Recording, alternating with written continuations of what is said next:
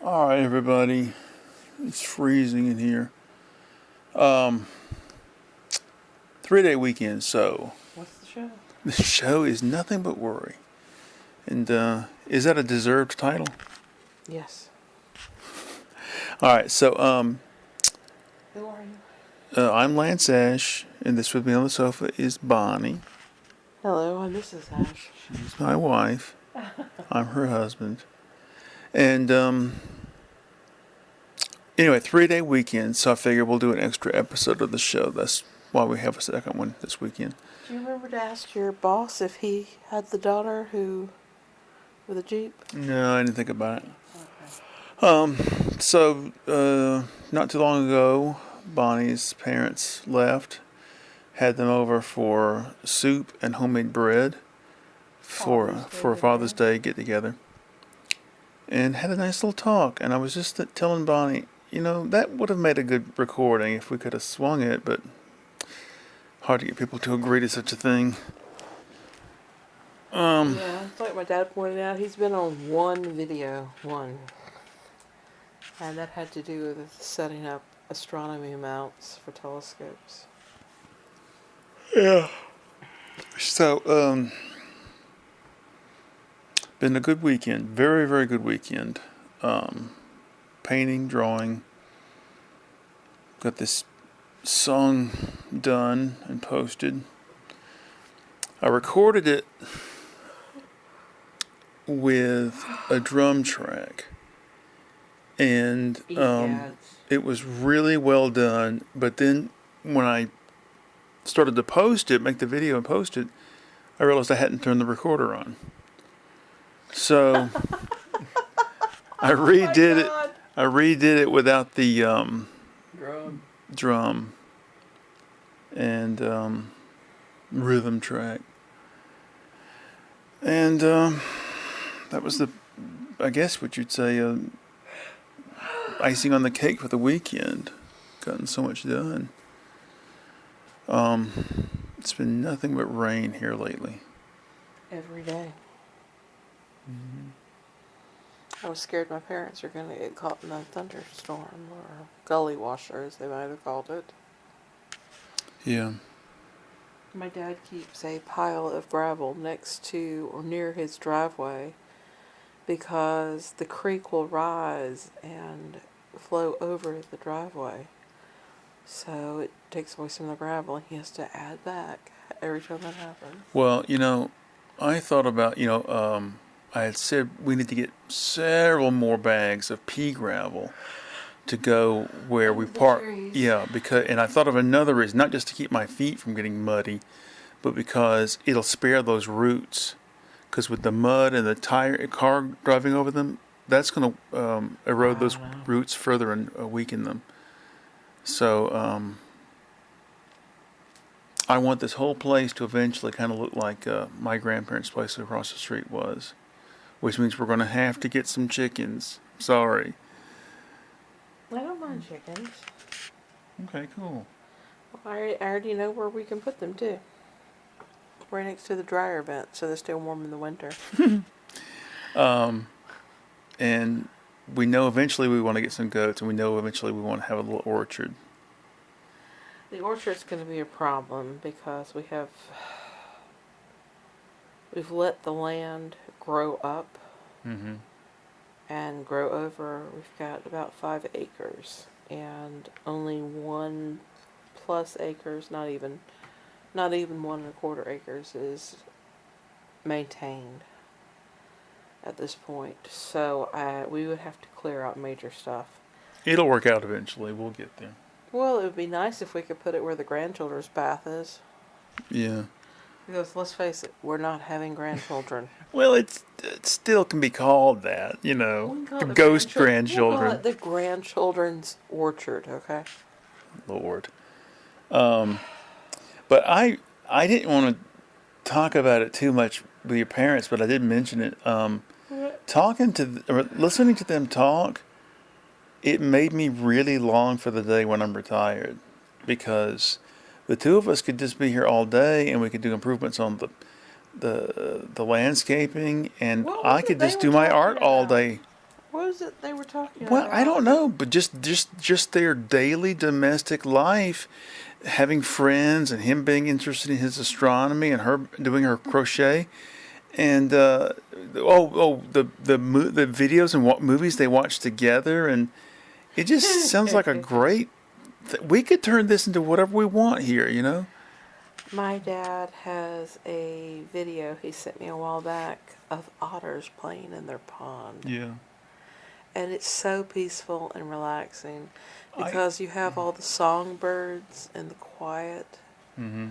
Even though they're near a major state highway, there's enough buffer of forest and creeks and the curve of the land, you don't hear that.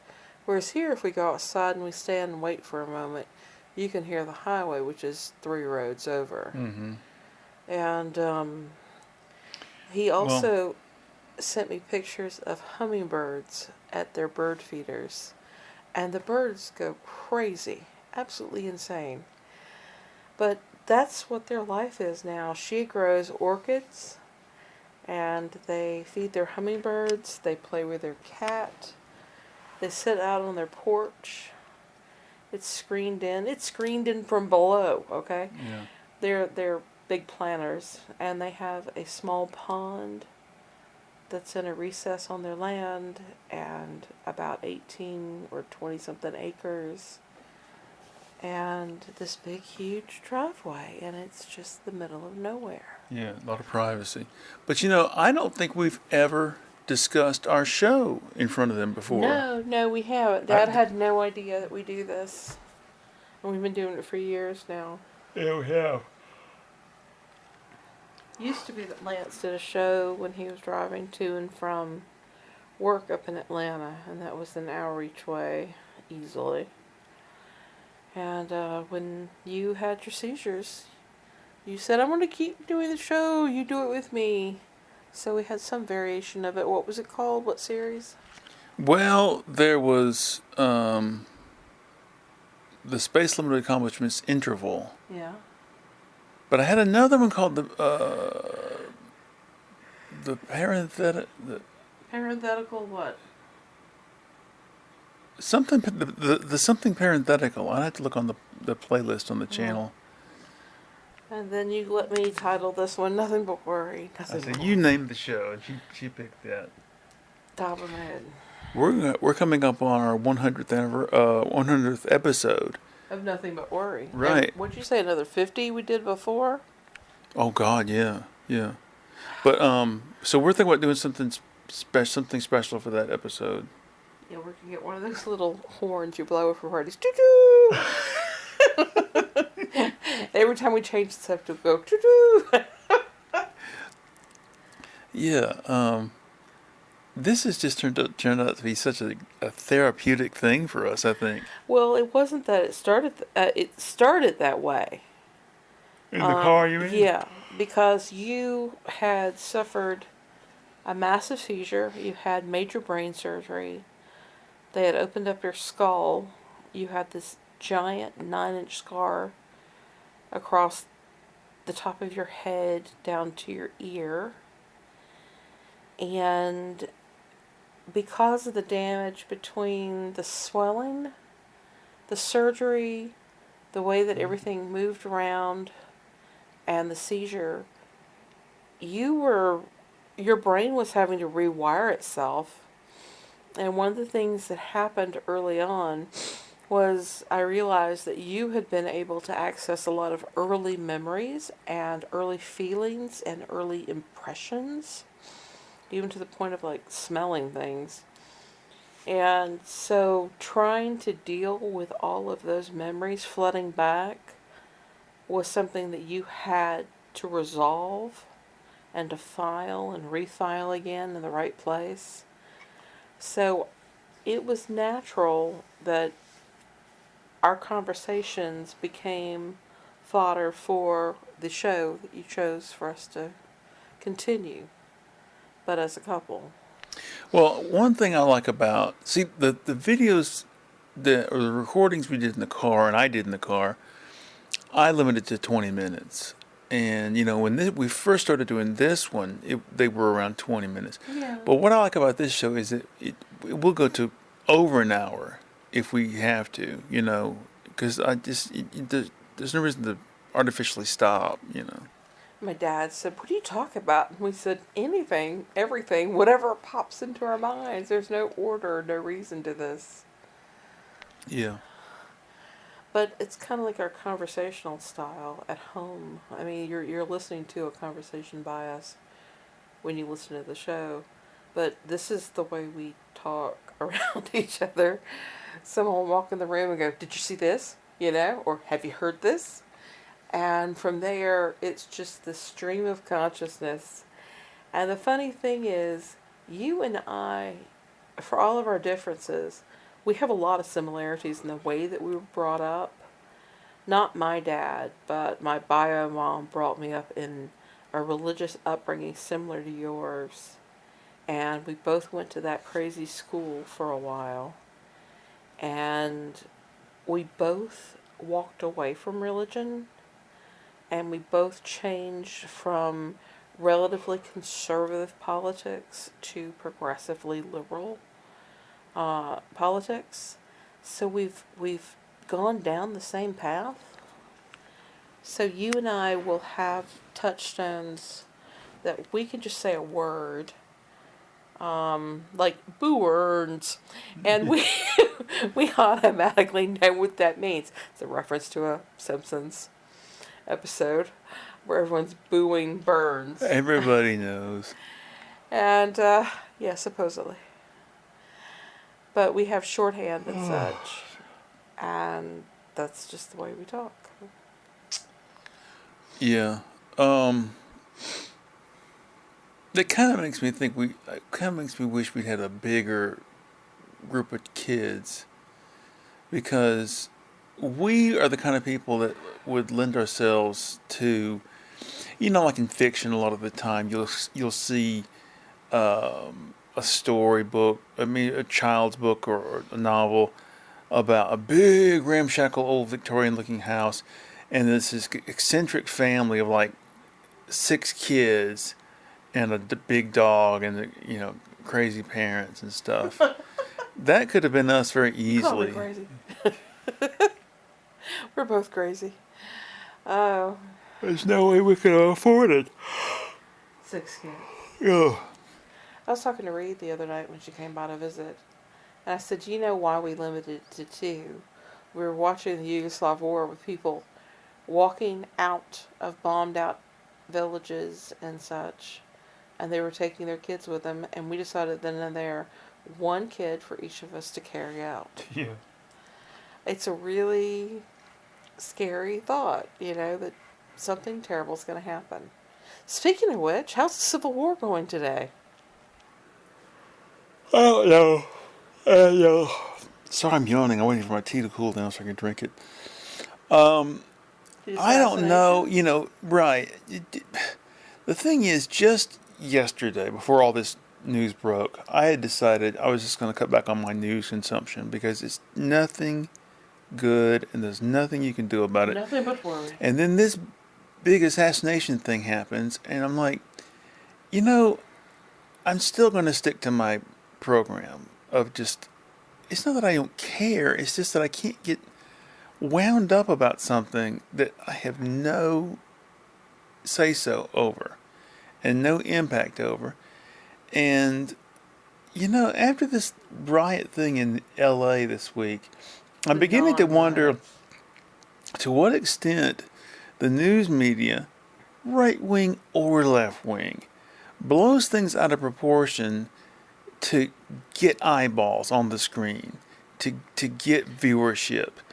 And I know that the GOP blew this whole thing out of proportion. The Trump administration blew it out of proportion.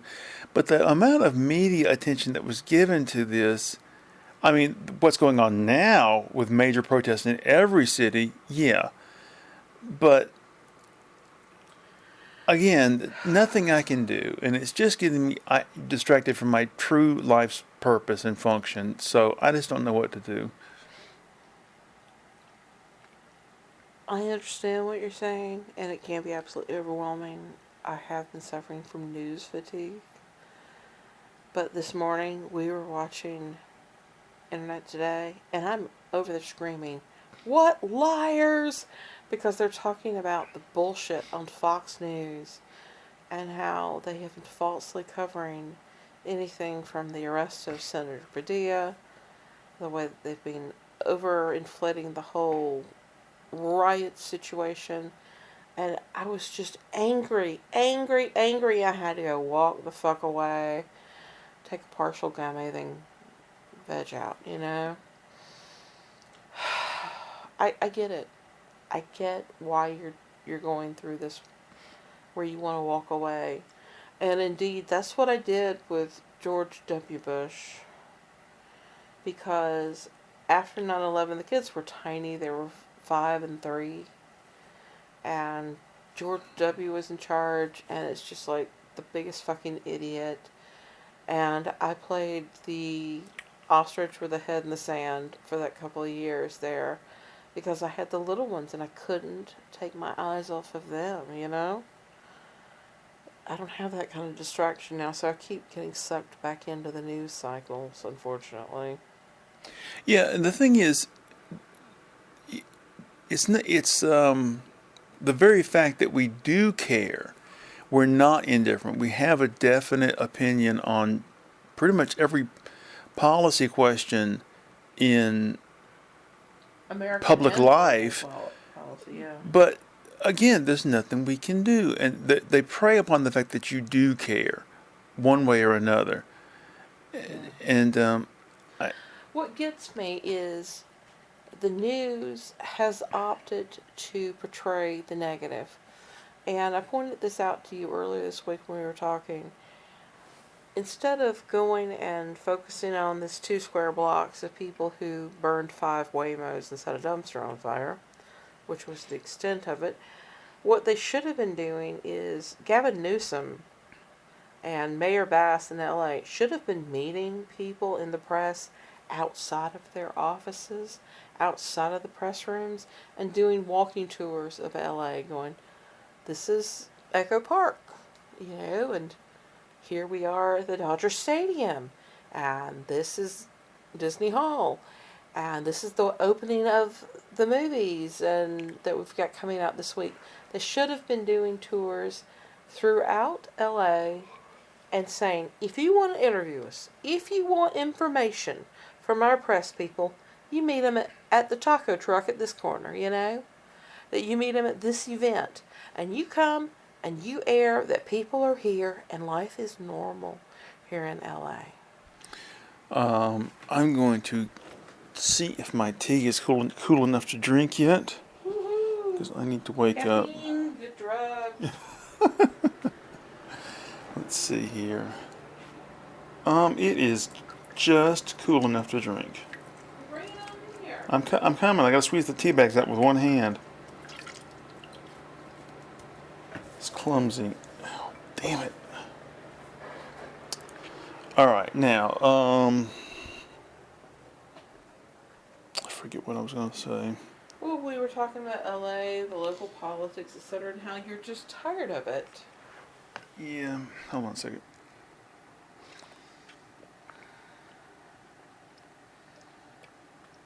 And Lance drinks an entire cup of hot tea. Ah. No sugar, no milk to cut it. Ugh. Yeah, and if you make a cup of hot tea and let it sit for hours and hours, the tea will mellow and it won't have that acidic sharpness to it. Which is why I use milk to cut part of that. Well, for me, that's part of the experience. With the mellow? No. What?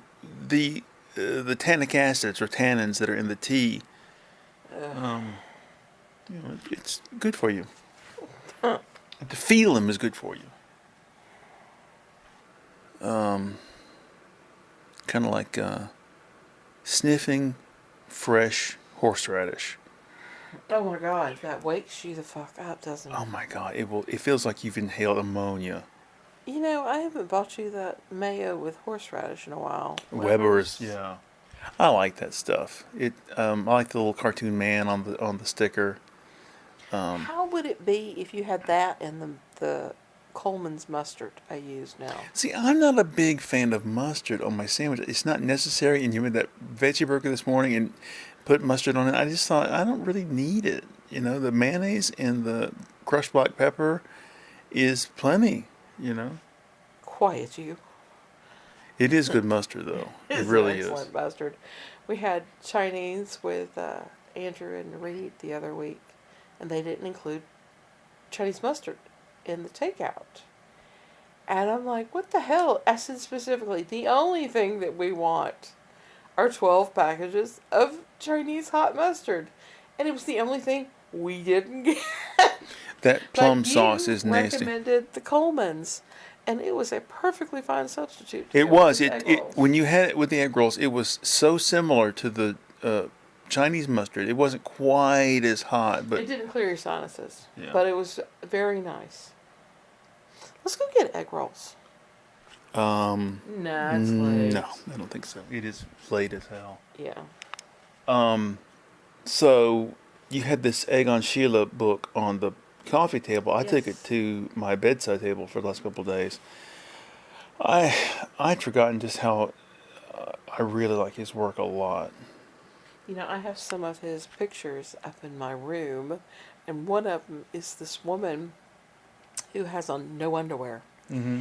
and she's wearing a dress, and she pulls her knees up to her chest and looks at him as the painter and poses, and there's her bush right there because no underwear. Yeah. What a time to be alive back then. Yeah, but let's not forget how he died. TB, right? It was some sort of Or was it the Spanish flu? illness like that. He and his wife both gone. Oh, did his wife die too? I in think their, so, like, yeah. 30s or something. Oh, very young. Yes, Yeah. very, very young, I yeah. don't think they were in their 20s, but 30s. Yeah, I think. And you think, who knows what he could have accomplished if he'd lived, Yeah, if they'd had fucking antibiotics. Because mostly what we have, I mean, the bulk of what we have of his work is just sketches, and I was thinking it was TB. I think it was TB. Yeah. But it was right around the end of the war.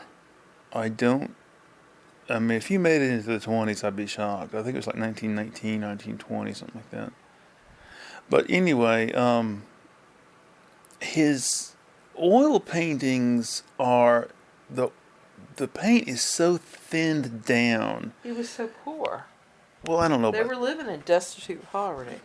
well, I mean, he was moving in high circles, so I don't think it was quite that bad. It was bad. He's moving in, what do you want to say? He did portraits of rich people, so I don't know. Anyway, so I was looking at that, and just so much See, option. What? that's another thing about us being retired. We could just sit here and look at art books alone for months on end before we get through our entire collection. And then there's all the literature that we own, all the music that we own.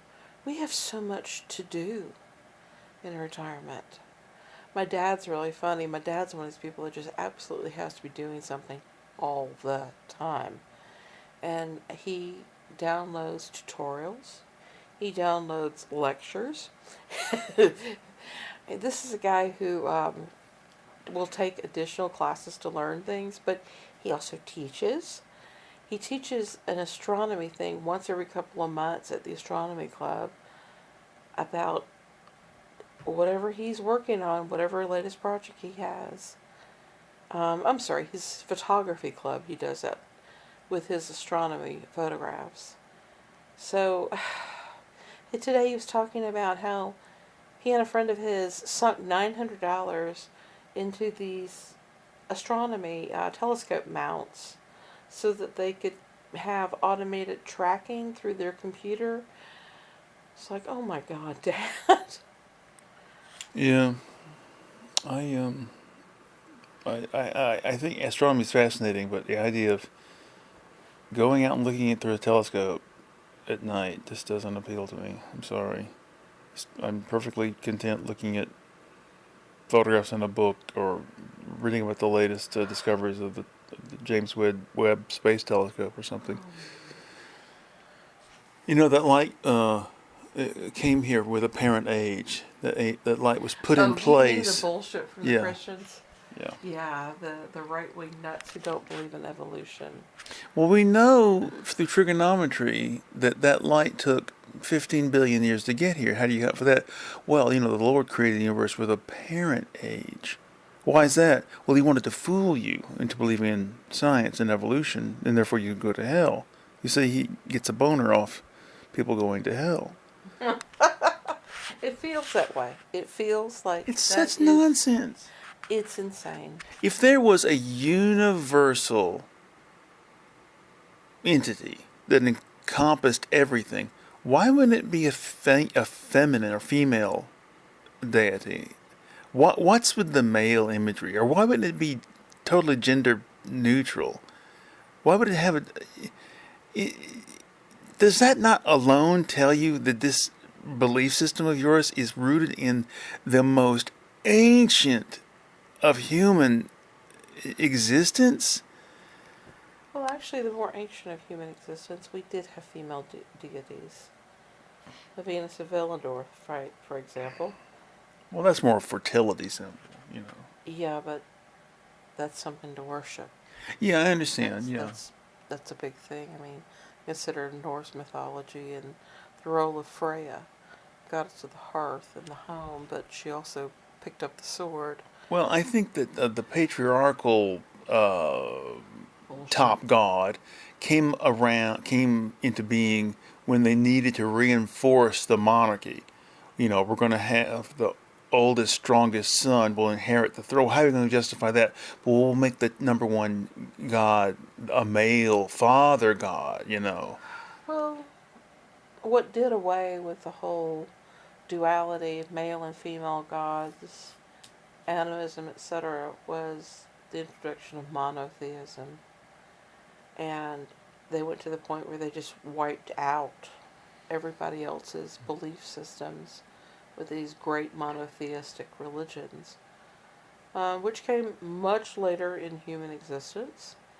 And they have converted a lot of local former pagan deities into Catholic saints, etc., and into folk heroes, that sort of thing. Yeah, my stepmom tonight mentioned she will never, ever speak to my sister's family again because of what they did. Their belief systems killed my sister. They opted for religion and politics over science, common sense, medical knowledge, and medical recommendations. And she she's not going to ever deal with them ever again. And my dad feels strongly about that too. I think that's the first time I've ever heard your stepmother express that feeling. I know that that was their intention, but in front of me, that's the only time she's ever said it out, you know, out It loud. is rare for my parents to be disparaging of anyone. It is rare for them to talk badly about anyone. They were brought up at a time when criticism was whispered, that it was considered rude, you didn't have confrontation, and while they both ended up adopting a lot of the hippie principles, they just weren't the type to go to marches and to be loud and such. But they're very liberal folks. But I remember growing up, my dad made one criticism of my mother's family ever. Now, my mother criticized my father all the time. But my dad only did it once, and he made fun of my mother's aunt, who, as he said, She'd even take an old milk jug and turn it into a craft project and just use trash for crafts. And that was his version of an insult, you know. I'm like, okay. He was right, by the way, about my aunt.